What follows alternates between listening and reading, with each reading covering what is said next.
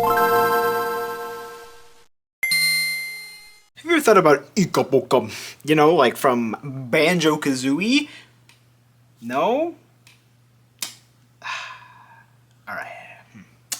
Anyways, hello everybody, this is That Manga Dude and welcome to another FVI. Today I'm going to be talking about 4 pretty awesome releases that come out in the month of June 2025. And yes, it's going to be a really fun one. A lot of great manga came out in June, and honestly, choosing just the 4 that I chose was actually really difficult because I kind of was bouncing between a couple other series as well, but these are the ones that I read most recently, so they're fresh in my mind. I have notes, so it's going to be a real fun one, and I'm excited to get into it. So yeah, let's get started right now.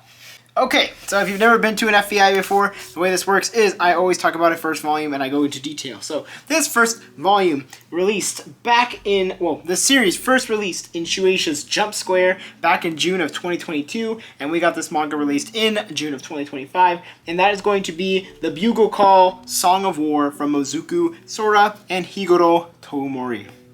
Let's talk about who worked on this really quick. We have ourselves translation from Caleb Cook, touch-up art and lettering from Annalise Ace Kreisman, design from Alice Lewis, and editor is Mike Montesa. Now, our cover and spine actually looks really nice. I love the blue color that they use. It looks great. I love the English translation of the title. It looks awesome. Not the translation, sorry. The design of the title, the font that they use looks really good. I love the light beams. They look really neat. This back cover, although it is very simple, I do think it looks really cool. So yeah, this overall is a pretty cool release. And I do like the little accoutrements that appear at the bottom of this cover. Let's talk about this story now. So we have ourselves the main character. This is Luca.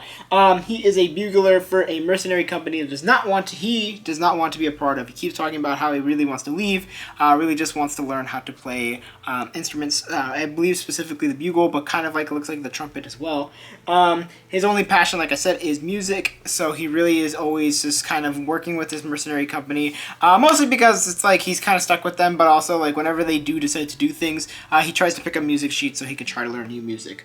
Now, after a specific battle goes awry and he's basically left for dead, he gets picked up by this kind of like mysterious looking man. His name is the Pontiff. He offers him a new position, a part of like this special group of people. As you can see on the cover here, our main character has this like kind of like branch coming out of his head, and there are various other people who have this exact kind of branch coming out of their heads as well. So he decides to join their company because of his ability to kind of like control people in a way. It's explained better in the story. I'm not explaining it very well here because I don't want to spoil it too much. But basically, he has like kind of like these like supernatural powers that he uses, or that he plays through music. So pretty interesting concept. I think there's a lot of really good stuff happening here. I think the movement of the story is going pretty well across the board. I think you get like enough information and also leaving enough mystery as well as we make it through the first volume that it provides for a pretty solid first read, and it'll be interesting to see how the story continues to evolve and grow and change, along with the characters as well, because it feels like there's going to be some characters who are going to grow, like especially like our main character Luca, I think is going to get a lot of character development, and we'll see if that is also consistent with the rest of the characters that show up as well. But overall, great first volume. I had a fun time with it in terms of the story. Now, in terms of the art is very good. I mean, there's some really good action sequences, enviable of like big series like Vinland Saga and stuff like that. There's a lot of really great action, a lot of really great movement just across the board. The character designs are awesome. There's some really great crowd scenes, like I mentioned. Let me see if I can show one without being super spoilery. I think this one's pretty good across the board. I think it's just very exciting to read. It's a lot of fun if you're looking for like kind of like a historical or like a supernatural historical series. This one is very entertaining, and I think you'll have a really good time with it as well. Alright, coming into our second volume, this originally released in Shinchosha's Comic Nicola, their line manga website, in November of 2020, and that is going to be Midori Toyama's Girl Crush. Let's talk about who worked on this. as always, English translation and adaptation from Camelia Nie. We have Korean translation assistance from Audrey Im. We have touch-up art and lettering from Nicole Docic. Design, Jimmy Pressler. And editor is Pancha Diaz. This cover and spine, awesome, lovely, beautiful. I love this pink and blue. It looks great. It pops off the cover and the spine. It just looks really awesome. I kind of like the comic booky looking back. I don't know why. It's not really like comic booky. It just has screen tone on top of it, but I just like it. It looks really cool. And it does have our main character, which, you know, I typically am not a big fan of, but I do like the posing, and I like that it's against a pink background versus just a white background. Now, going into our story, we have ourselves Tenka Momose. She is the main character here. She struggles with fitting in when she's younger because her family has been kind of fractured. You'll learn about that as you read throughout the first volume. So she has a really hard time with all of that, and then everybody at school, well, not everybody, but mostly everybody at school is teasing her for it, except for one boy. His name is Harumi. He's the only one that actively tries to like get to know her. So she kind of develops a crush for him, and as their lives move on and they come into high school together, she's like now basically like this like perfect girl. Like, she's really sporty, she's really smart, she has like the highest grades, is really gorgeous, blah blah blah. But cannot seem to like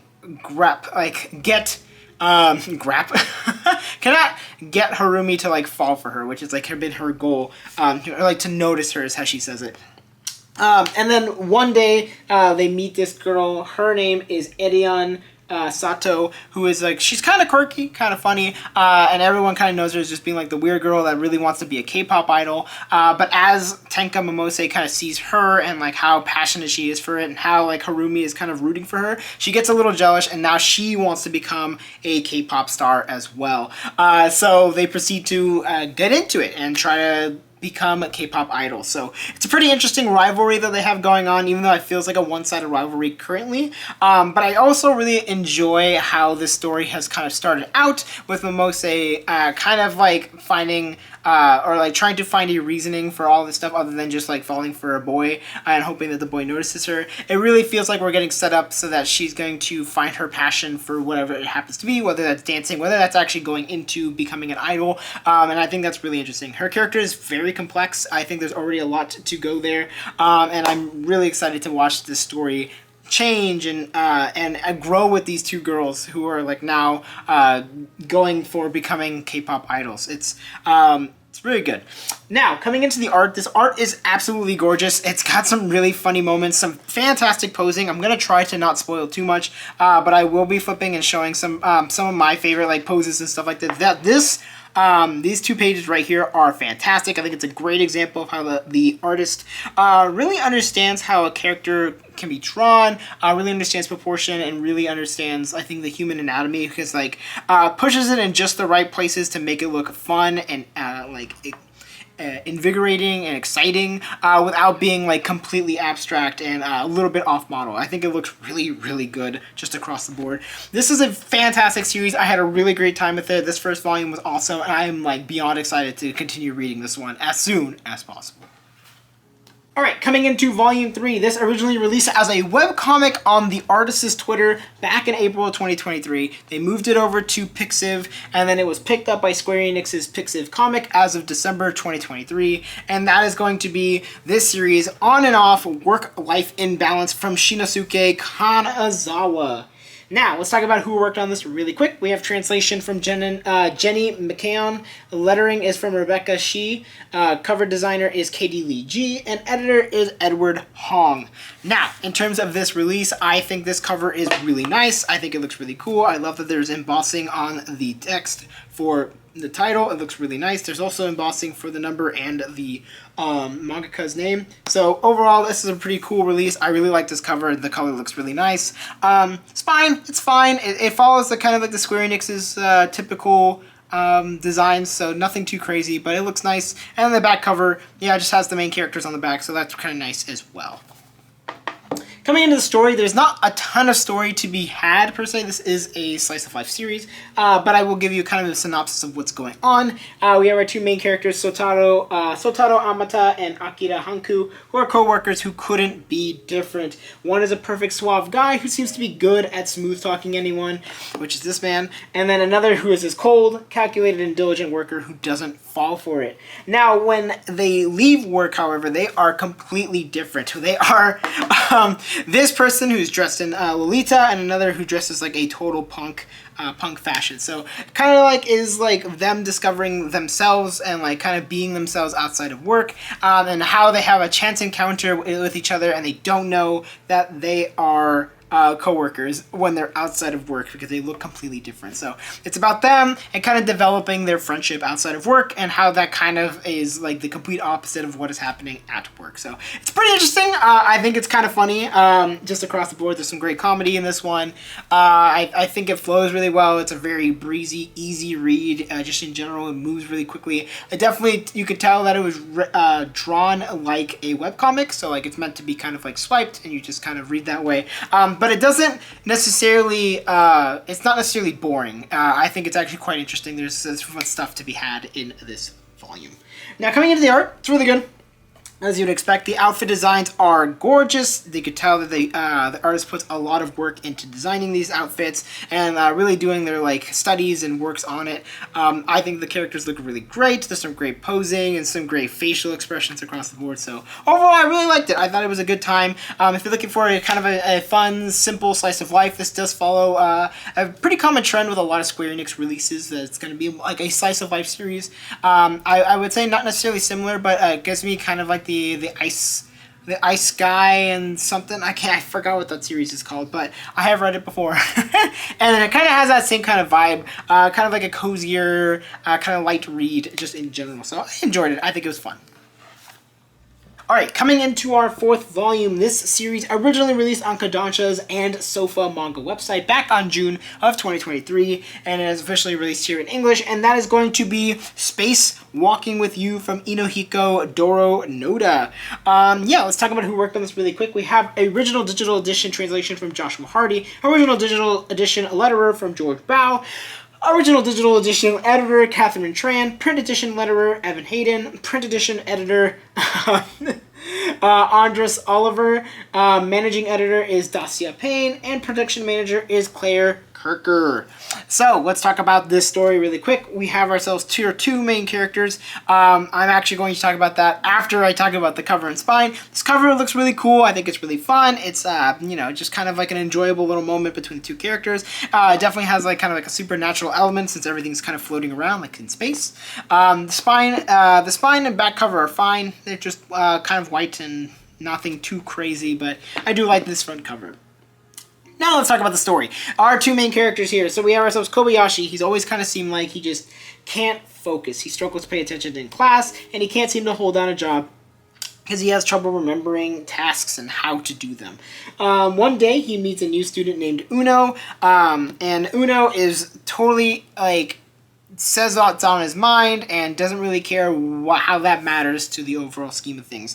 He's a very interesting character, and Kobayashi is kind of like taken aback from him at first, but as they get to know each other, they start to learn from one another and become good friends pretty quickly. So it's about the kind of their developing friendship as they make it through this first volume and probably throughout the series. So this story is fantastic. I just want to say that outright. I think the story is remarkable. It's beautiful. It's really well done, and I think it really tackles or really helps that this character is extremely well written. I think Uno is really well done and a great example of autism representation within, or autism spectrum representation within manga. I think the character is written really well. I think things are explained really well without being too on the nose about it, and like I think how the other characters react to it and how they kind of are learning and trying to adjust, because I feel like people don't truly understand people on the I don't think people understand people on the autism spectrum unless they're willing to learn. And I think it's really cool to watch the characters try to figure it out, try to learn, try to understand how Uno is different from them, but it's also the same in so many different ways. Just maybe in a little bit of a kind of like a roundabout way. And I really appreciate how this manga really helps and how really explains it so well, how so many different things, and how like just assuming that someone on the autism spectrum is like completely different, which they're not. They're really not. They just require different ways of doing things. And I think like you can learn things from them and they can learn things from you, as with anybody in the world. So that's my soapbox moment, but I think the story is really well done. Now, when it comes to the art, I will say I do have some minor issues with it. I think there is some issues with keeping characters on model, keeping them consistent. I think some of the characters can look a little strange. Some things can look a little bit flatter than usual. There's not a lot of depth to some of the things, but I think the story is so good that I kind of overlooked that kind of stuff. I really enjoyed this story. I thought it was fantastic. I'm extremely excited to continue reading this one as well. Alright, and here comes the final ranking. We have ourselves our 4 series right here, right now. So in terms of like my ranking, it's hard because I know what my top 2 are and I know what my bottom 2 are, but I'm not sure how I can differentiate them too well.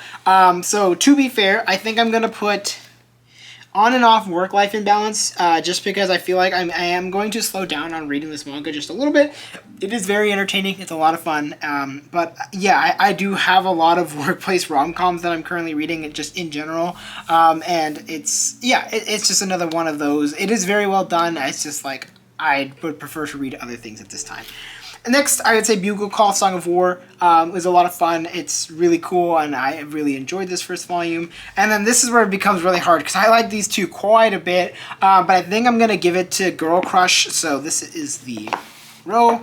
I'm going to give it a Girl Crush for the sole fact that I think Girl Crush has like that perfect mix of everything that I'm looking for. Like, it has the great art, has a really good story, has some pretty solid characters as well. So, yeah, this is my ranking for the month. How do you feel about these manga? Have you read them? Let me know in the comments below. Are you excited to check out any of these? Let me know in the comments below. Yes, and that's going to be it for this FVI. And you know what to do. You can like, you can comment, you can subscribe. Those are all amazing things. Thank you so much for all your support, for watching, for commenting, for being amazing, for being cool, for being swagalicious. Wow, that was cringe as heck. Thank you so much for watching. Honestly, it means a lot. So yeah, I will see you in the next episode. Bye-bye.